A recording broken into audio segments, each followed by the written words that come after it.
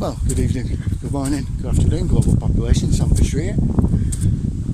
Say hello, Will. Hello, it's me, Mario. It's him, Willio. Right, I think it's time I finished a series that I've been neglecting for a bit.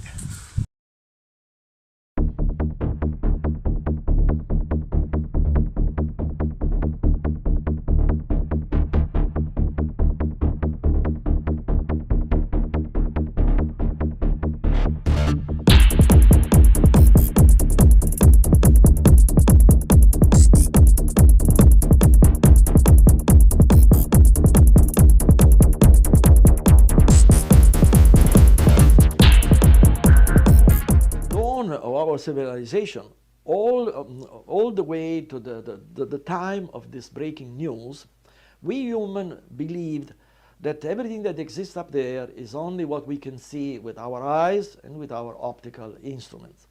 Well, things have changed now, because we have established the existence of entities existing in our terrestrial environment, and these entities are completely invisible to our eyes as well as to our optical instruments, but are fully visible with new instruments, therefore dramatically enlarging our conception of the perceivable universe, with far-reaching possibility of future development and discoveries that perhaps are beyond our imagination at this time. The revolutionary Santilli telescope is designed to detect antimatter in deep space.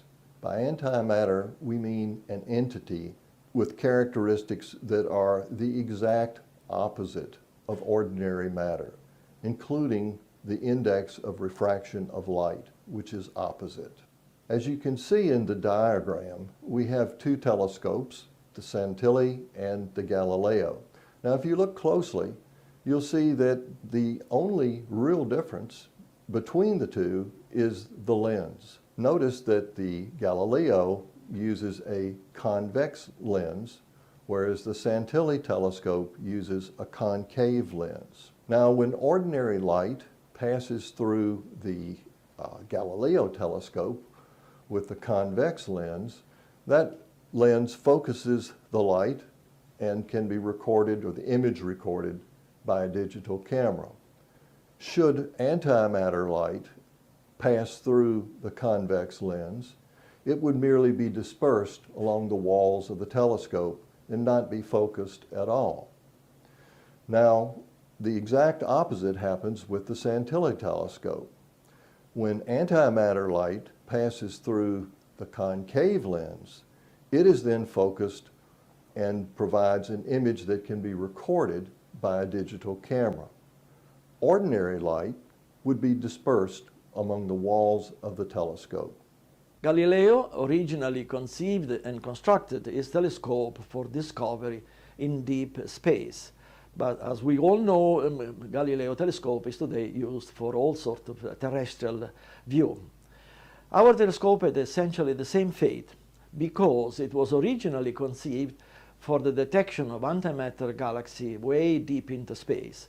However, to our great surprise, we discovered that our telescope can equally detect entities in our terrestrial environment that are completely invisible to our eyes, to our binoculars, or to Galileo telescope, but they are fully visible in cameras attached to our telescope, for which reason we call them invisible terrestrial entities, ITE. We have detected at least two types of ITE. The first type, also called dark ITE, essentially consists of entities leaving a dark image in the background of digital cameras attached to our new telescope. And the second type, called bright ITE, essentially consists of entities leaving this time a bright image in the background of digital camera attached to our telescope, often visible without any enlargement. Our discoveries of invisible terrestrial entities has been independently verified by American astronomers, also according to publications available in the internet. I am a scientist formerly from MIT, Harvard, and other leading institutions around the world. As such, my duty is that of documenting the existence, quote unquote, of those entities. The question of what those entities are must be answered by our government, because those entities appear to conduct unauthorized surveillance of rather sensitive civilian, industrial, and military installations. What we have learned is that reality is much bigger than we originally supposed. Reality consists not only of things that we can see and observe with our eyes and ordinary telescopes, but things that we can't see with our eyes and with ordinary telescopes.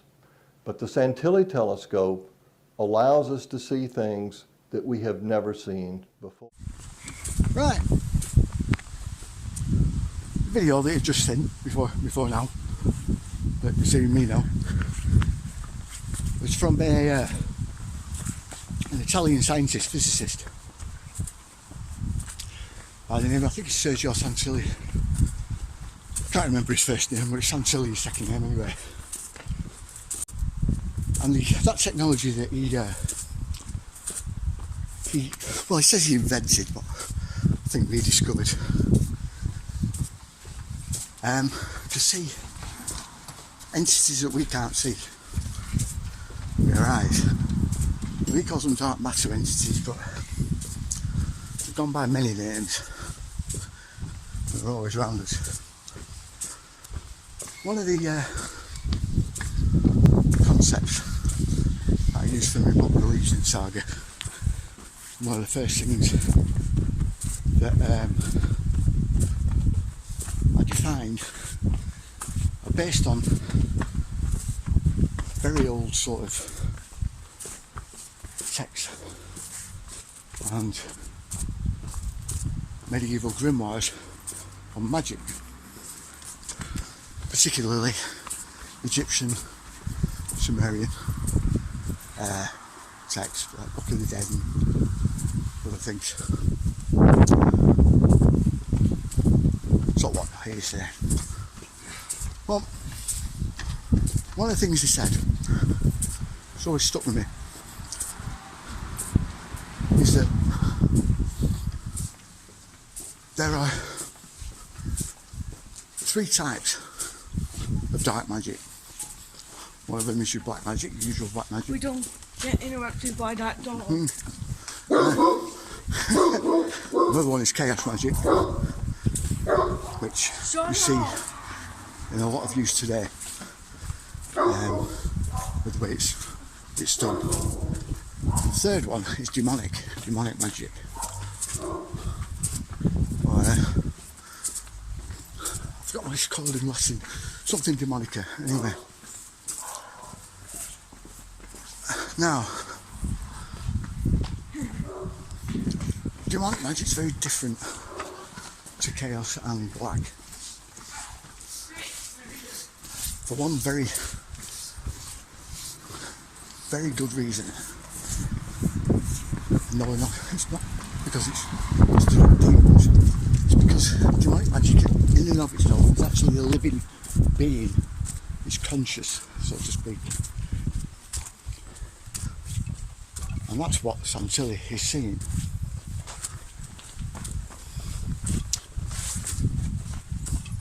The way it is used is for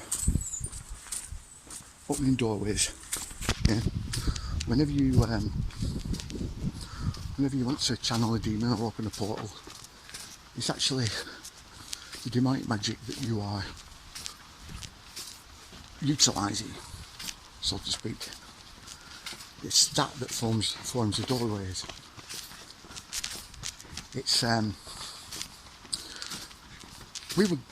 physics knows it as 0 point energy, right? What the 0 point is, which a lot of scientists don't understand, is this demonic magic. Like I said, it's described in all sorts of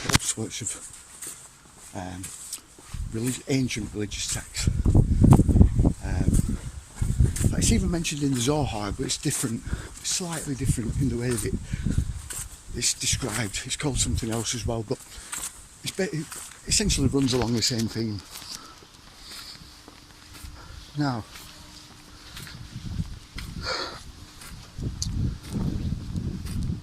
thought forms. I think you all know about thought forms and how our thoughts can manifest if there's enough people thinking about them. What? Where's the sun? It's behind the cloud. Up there, see? Where the bright light is. Whenever there's an intense sort of focus onto one thing, yeah, sort of certain icon or something. Slenderman is a good example, right? I'm not saying he exists, right, but I'm just using that as an example because a lot of people focused on that and believed it to be real, yeah. Even though it was actually it was a guy who made it up. He did it for a competition. He won the competition with it. He basically had to come up with a Photoshop picture and a very believable story behind it. So he developed Slenderman, and then people have run off with it. But it's this sort of focus on a fictional sort of character that sort of thing with ghosts can actually manifest them into real life if it's intense enough. Now, most of you will be shouting, well, that's chaos magic. I know. Right? Magic? But what are they accessing to create that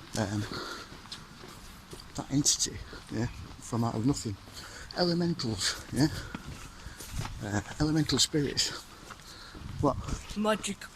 Yeah, they've never been on Earth. They've just created. What do you think they're created from? Yeah, it's all demonic magic. Like I said, it's living, it's conscious. It's likely this energetic force that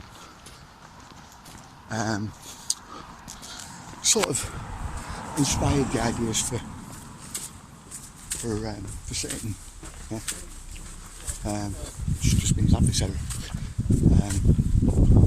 I'll get into that in a separate series.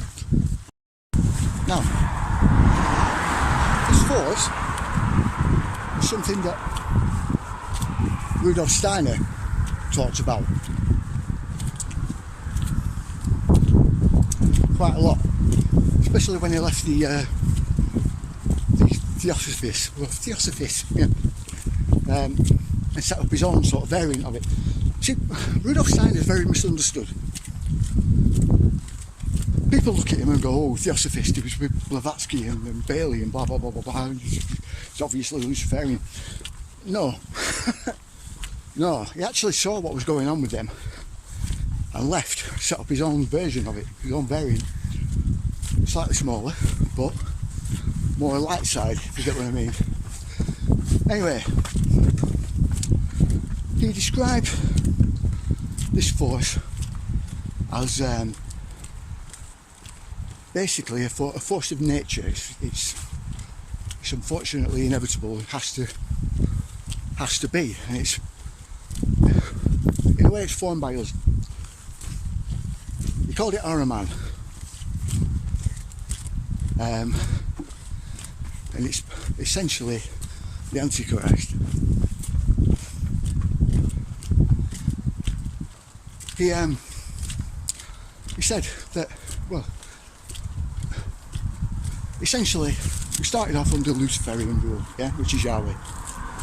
If you don't like that tough shit, that's who it is. Yahweh isn't who you think he is, yeah? Yahweh isn't God.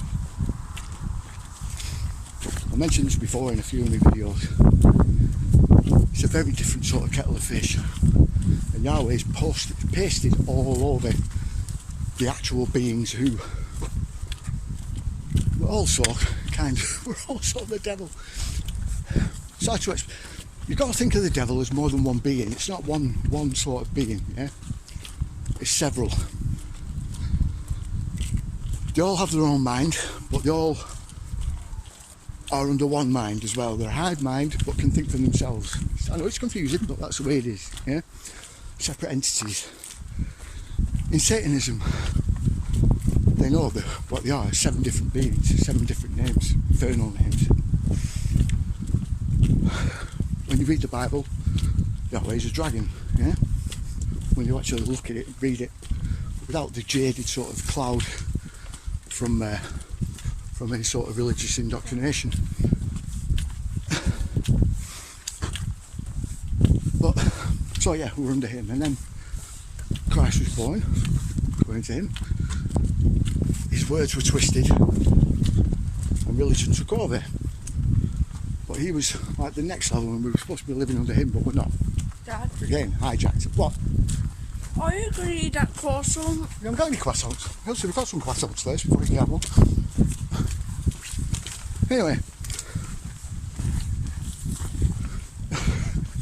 some people are so ignorant. Give them a scrabble and just look at you like you're chopping your head off. Anyway, And not the croissant bean. well, yeah, we're not. I don't know what he's talking about. Anyway, right. So we have this. Yeah. Now, second coming is meant to turn up. We had 1,000 years, blah blah blah blah blah, and then after that is Ahriman's turn. Now, Steiner, he did a sculpture of Ahriman, and that is the picture you saw in the thumbnail. But there's countless psychics and people that have run into Hatman that have looked at this sculpture and gone, that's it, that's a Hatman. According to them, Hatman is essentially Ahriman. The shadow beings that are with him are likely part of him and not part of him at the same time. Yeah? The Hatman is just a manifestation of Ahriman. Yeah? Just a form that he takes as he surveys what's going on in the world, influences what's going on in the world. Yeah? Dad, What? you have a phone in your phone. Okay. I've said this a few times before, right, on other videos.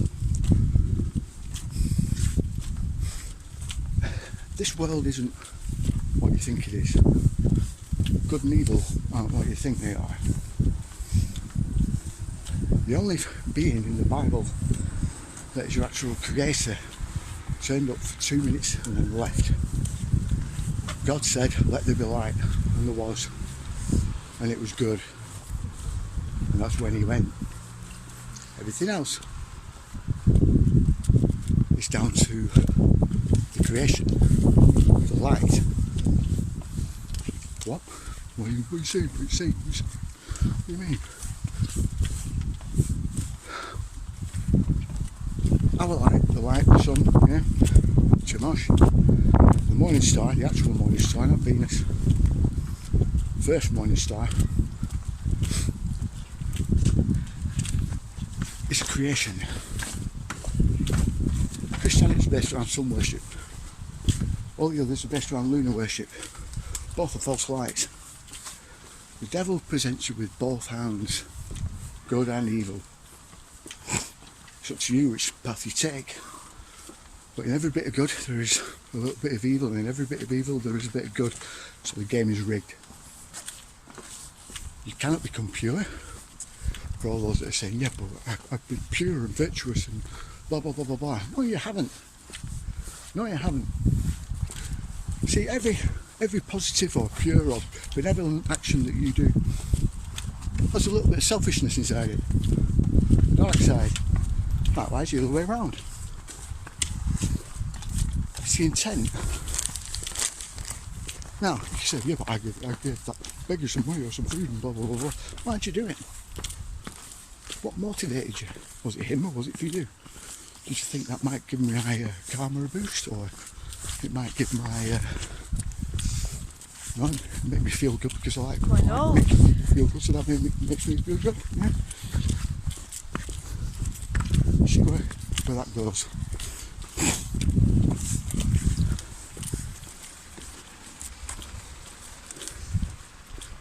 This world that we're in isn't anything like, I'd say, the 99% of you think it is. Your religion, your beliefs aren't your own.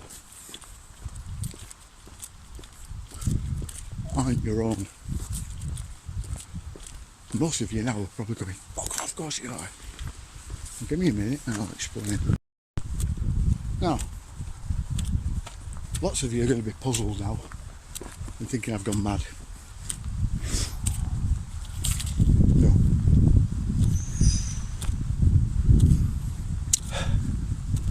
Think about what I just said earlier, that passage in the Bible, just that one line. God said, let there be light, and there was, and it was good. Everything around you, yeah? Everything you do, all your actions are geared towards one thing. That is drawing you further away from your Creator and giving dominion over your soul to the bad guys. And that includes the light path. Oh, is probably your next term. How do you mean? Think about what I said again. God said, let there be light, and there was, and it was good.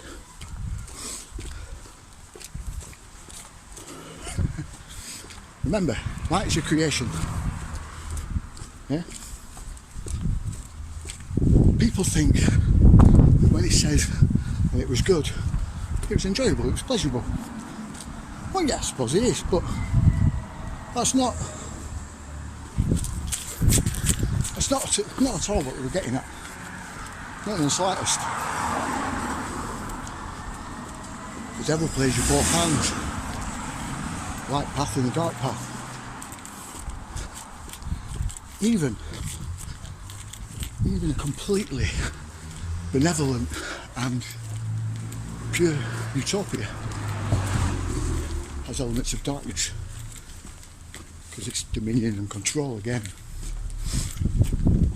Whenever you adhere to a religion, it slowly eats away your free will. How does it do that? Well, you start altering your life, you start altering your decisions based around the morals and ideas of a figure 2,000 years before, maybe, sometimes older. So eventually you're living your life like that icon, yeah, that ideologue. It's not your decisions anymore, it's theirs. The one thing we were created for was to live our life and to seed new souls. To live our lives as we would, yeah? We can't be 100% pure, it's impossible, yeah? I've already told you why. My Creator knew this. He knows we're going to make mistakes.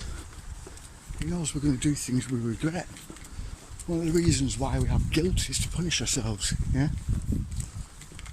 Well, some of us have guilt, obviously some don't. Why we have a conscience.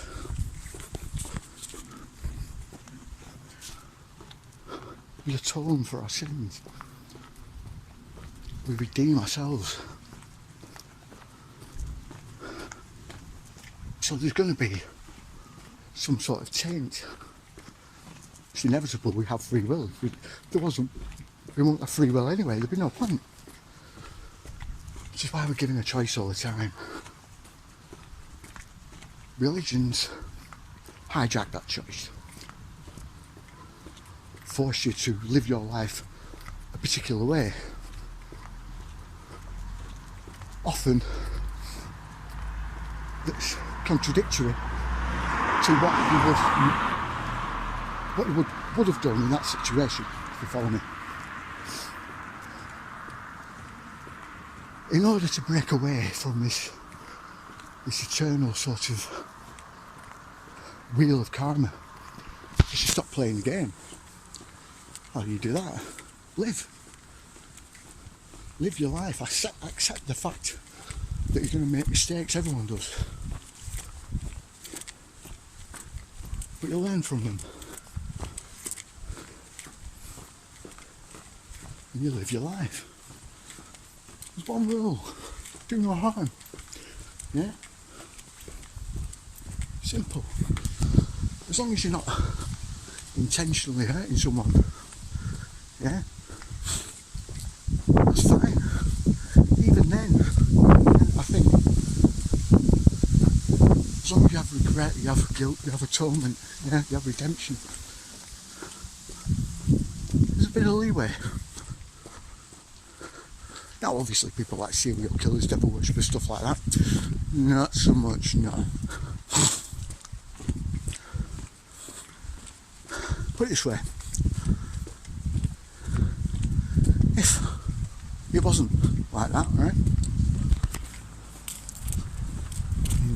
only the purest can get to heaven and all murderers go to hell. What about killings in the name of, well, protecting someone, yeah? Protection, you're still taking a life. You have no choice. Again, there's that choice again. Does that mitigate what you do? Very likely, yeah. I'm not saying the game is like Aleister Crowley would have had it, do as you want, because that's not the case. Just live. That's all you need to do.